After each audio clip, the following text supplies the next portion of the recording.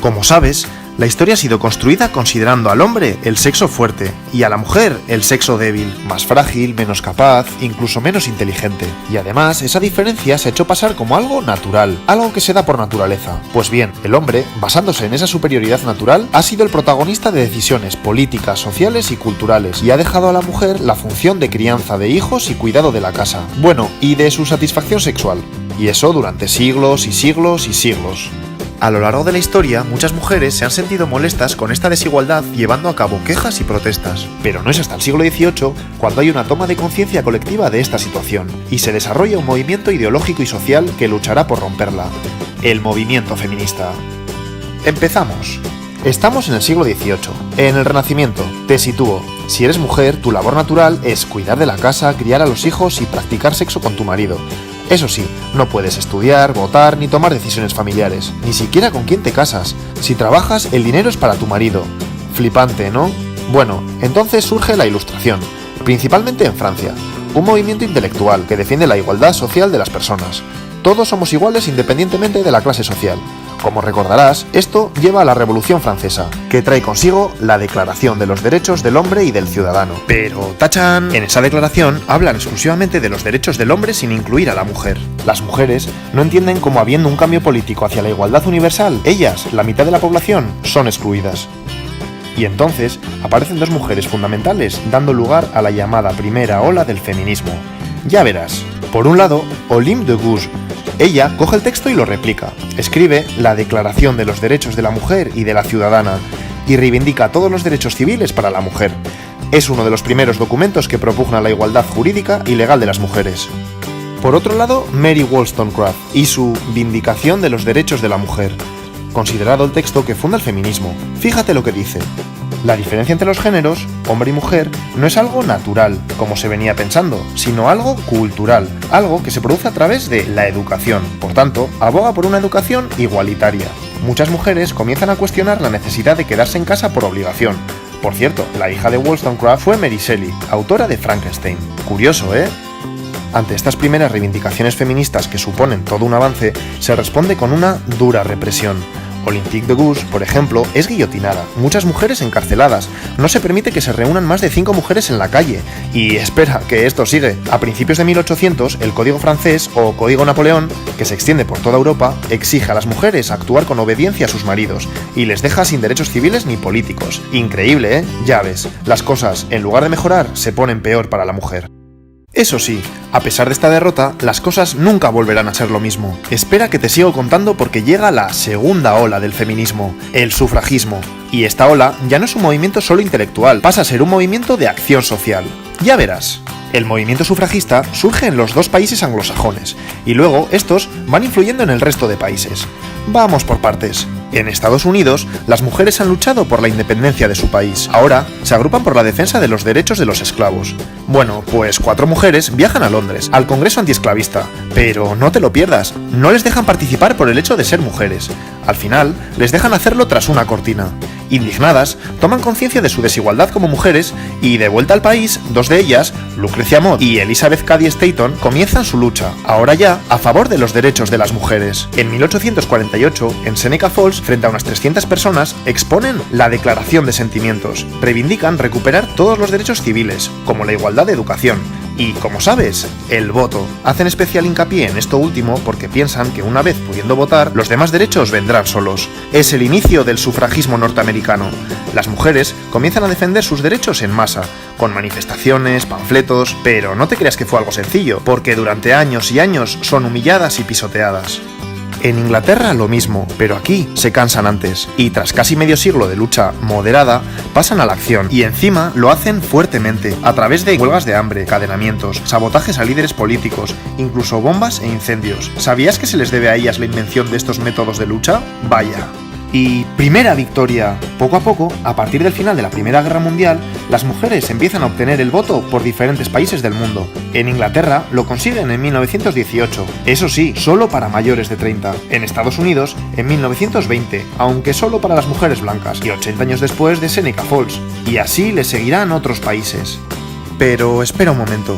El movimiento sufragista es principalmente un movimiento de burguesas blancas. ¿Y el resto de mujeres?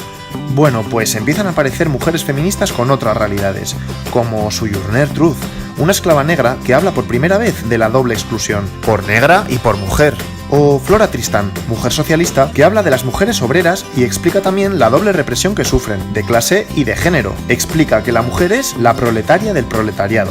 Y es que precisamente ella puede considerarse la precursora del llamado feminismo socialista. Te cuento, el feminismo socialista cree que para que la mujer se libere debe cambiar el sistema capitalista establecido. Esto es complejo, pero me interesa que sepas que empiezan a distinguirse dos ramas dentro del feminismo. Una que busca la igualdad de derechos y otra que pretende cambiar todo el sistema establecido. Luego lo verás más claro. Bueno, pues ahora llega un periodo donde el movimiento feminista se paraliza.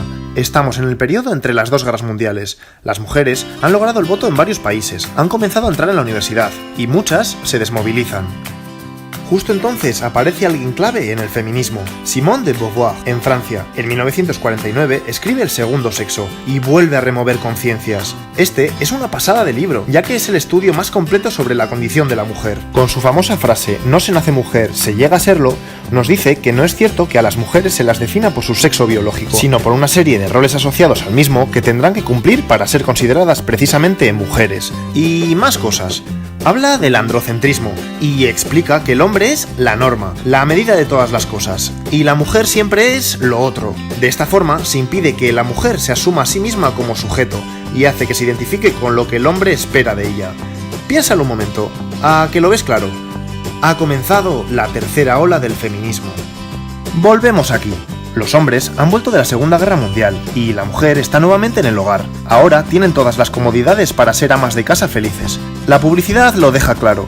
Pero empieza a pasar algo. Miles de ellas se enferman, se deprimen, caen en el alcohol, viven ansiosas. ¿Qué está pasando? Pues entonces llega Betty Friedan, una socióloga que escribe Mística de la feminidad, donde pone nombre al problema que no tiene nombre. Explica que estas mujeres viven insatisfechas en ese estilo de vida aparentemente maravilloso, ya que sienten que están priorizando el cuidado de otros a sus propios deseos. El libro es un bestseller. Muchas mujeres entienden lo que les pasa y comienzan a construir un estilo de vida nuevo. Buena Betty. Pero ella no se queda ahí, también pasa a la acción y organiza junto con otras mujeres Now, el mayor movimiento de la mujer hasta entonces, y que ha ido creciendo hasta la actualidad. ¿Qué buscan? Mejorar el estilo de vida de las mujeres centrándose en temas del ámbito personal. Comienza el feminismo liberal. El feminismo liberal describe la situación de las mujeres como una desigualdad, no como una explotación u opresión. Así que, ¿qué hay que hacer? Pues luchar por cambios hasta lograr la igualdad entre los sexos. ¿La mujer no tiene espacio en la vida pública? Pues hagamos lo posible por incluirla en el mercado laboral y en los puestos de poder. Son los años 60. Seguimos. Se han conseguido los derechos fundamentales y las mujeres empiezan a ocupar puestos de poder. ¿Pero ya está? No, porque ¿qué pasa en el ámbito privado dentro de los hogares? Pues hay malos tratos, desigualdad de reparto de tareas, explotación económica. Es como si se reprodujera dentro de las casas la misma relación de poder del hombre hacia las mujeres que fuera de ella. Cada vez hay más conciencia de esto, y surge una nueva corriente feminista que quiere cambiar esta situación. El feminismo radical. Pero no te confundas, radical de raíz, porque el problema hay que resolverlo desde ahí. ¿Y cuál es la raíz del problema? El patriarcado, el sistema de dominación del hombre sobre la mujer, que se produce en todos los ámbitos: familiar, política, económica, social, científica. ¿Te suena el movimiento de liberación de la mujer? Pues pertenece a esta corriente. Varias mujeres se organizan y llevan a cabo grandes protestas públicas como las que hacen a los certámenes de belleza, que lo consideran una cosificación de la mujer. Pero van más allá, y este movimiento también crea espacios propios como centros de mujeres maltratadas, de defensa personal, ginecológicos, guarderías. El feminismo radical consigue que las mujeres del siglo XX vayan cambiando el día a día de sus vidas, hacia la liberación.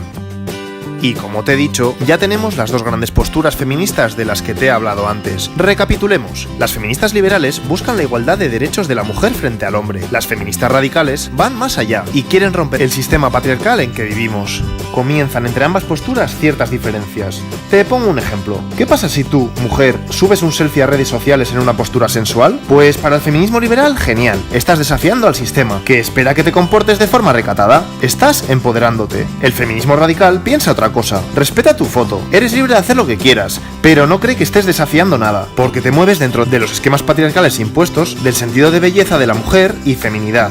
Vamos, que el sistema de poder se sigue manteniendo. Llegan los años 90. Vale, siguen los avances, pero veamos, hasta ahora es como si el feminismo hablase siempre de un prototipo de mujer. Pero una cosa, ¿qué pasa por ejemplo con las mujeres transexuales? ¿Y las musulmanas? ¿Africanas? ¿O asiáticas? Pues bien, a partir de ahora se toma conciencia que no existe un solo modelo de mujer, sino múltiples, dependiendo de cuestiones sociales, étnicas, nacionales o religiosas. Y surgen nuevos y múltiples feminismos, teniendo en cuenta las necesidades de cada una de ellas. Feminismo negro, feminismo poscolonial, transfeminismo radical, ecofeminismo, teoría queer... Ya no existe un feminismo único.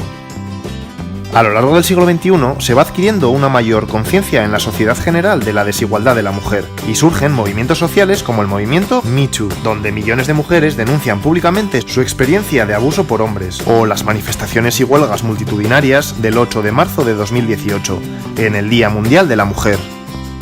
Se ha logrado mucho, pero a día de hoy no se ha consolidado la igualdad entre hombres y mujeres. Sigue habiendo violencia de género, las mujeres siguen cobrando menos por el mismo cargo laboral, y los puestos relevantes en el mundo de la política, militar y económica siguen siendo mayoritariamente de hombres. Hemos llegado a la actualidad.